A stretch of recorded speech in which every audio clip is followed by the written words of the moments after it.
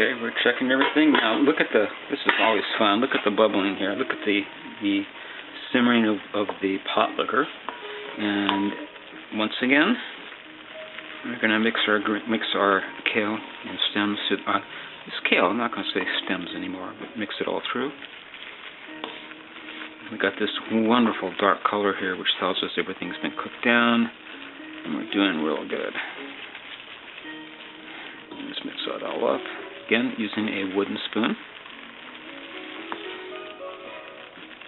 Now, certainly you can cut all the stems off. I wasn't going to mention that, but it would cook faster. But I like the stems when they're this size. Okay. Make our well. So everything is well. Humor R.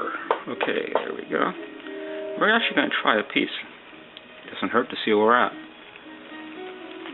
Oh yeah. Yeah. That tells us that we're already got that tender, which means everything else should be doing good too. So probably in about 2 minutes, give or take. Put the top on, turn off the heat, let it steam for a few minutes. Let everything kind of settle in. Yeah, this is going to be great.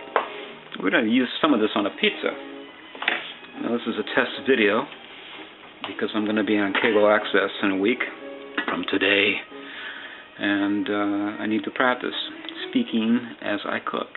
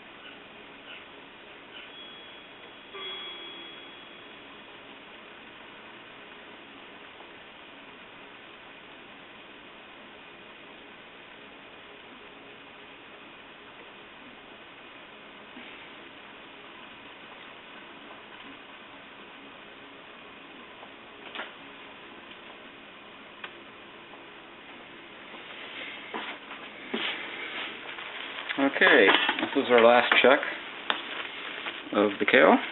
Looking good. Still some water left. I'm sorry, pot liquor left at the bottom. Everything's cooking down real nicely right now.